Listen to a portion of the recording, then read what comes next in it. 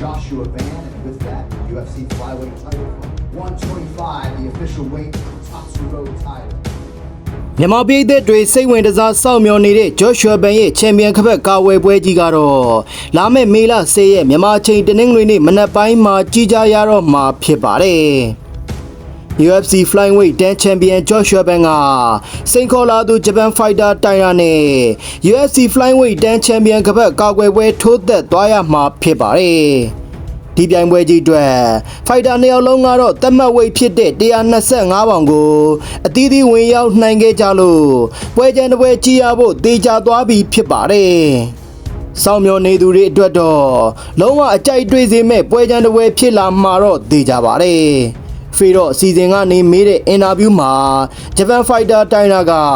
သူ့အနေနဲ့ချန်ပီယံခဘက်ကြီးကိုအရယူပြီးဂျပန်ကိုတည်သွားမယ်လို့ပြောလာခဲ့တာပါ။ Joshua Van ကလည်းဒီပွဲမှာမင်းအမောက်မသိနိုင်ရင်ငါမင်းကိုအမောက်သိပြမှာပါဆိုပြီးတုံ့ပြန်ထားခဲ့တာပါ။ဒါပြင် Japan Fighter တိုင်ရာက UFC ရဲ့အင်တာဗျူးအစီအစဉ်မှာ Joshua Van ရေမင်းကချန်ပီယံအစ်မဟုတ်ဘူးမင်းကန်ကောင်းလို့ချန်ပီယံခဘက်ရခဲ့တာပါကွာဆိုပြီးပြောဆိုခဲ့တယ်လို့ဘန်ကိုအနိုင်ရပြီးချန်ပီယံဖြစ်ခဲ့ရင်နောက်လာမယ့်ပွဲကချန်ပီယံဟောင်းပန်ဒိုဂျာနဲ့ပွဲဖြစ်ချင်ပါတယ်ဆိုပြီးတော့ပါလေးကျဲလာခဲ့တာပါအမှန်တိုင်းပြောရရင်တော့ Japan Fighter တိုင်ရာအနေနဲ့လဲစွမ်းဆောင်ရည်မြင့်လူငယ် Fighter တူဖြစ်ပြီးသူ့နိုင်ငံအတွက်ပထမဆုံး UFC အမျိုးသားချန်ပီယံတူဖြစ်မှတ်တမ်းတင်နိုင်မှုအစွမ်းကုန်စ조사နေခဲ့တာလဲဖြစ်ပါတယ်။ဒါကြောင့် Joshua Van အနေနဲ့ဒီပွဲစဉ်မှာ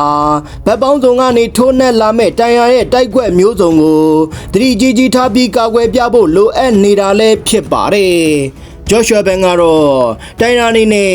ကျွန်တော်ကိုရှင်ထိုးဖို့ပြင်ဆင်လာမယ်လို့မထင်မိပါဘူး။သူကဆွဲချဖို့ပဲစူးစမ်းလာမှာပါ။ကျွန်တော်အနေနဲ့ကလည်းဆွဲပဲလဲရှင်မဲထိုးသူ့ကိုအမောက်သိပ်ပြနိုင်မှုကိုပဲစူးစမ်းသွားမှာပါလို့ပြောထားခဲ့တာပါ။ဂျိုးပိုင်းနဲ့မှာတော့ဘယ်သူကပိုကောင်းတဲ့ fighter လဲဆိုတာခမရတို့မြင်တွေ့ခွင့်ရကြတော့မှာပါဆိုပြီးအတိပေးထားခဲ့တာပါ။ Joshua Van အနေနဲ့လေသူ့ရဲ့ချန်ပီယံကဘက်ကိုအစွမ်းကုန်ကာကွယ်ပြသွားဖို့ရှိနေပြီးသူဘာကြောင့်ချန်ပီယံကဘက်ရထားသလဲဆိုတာ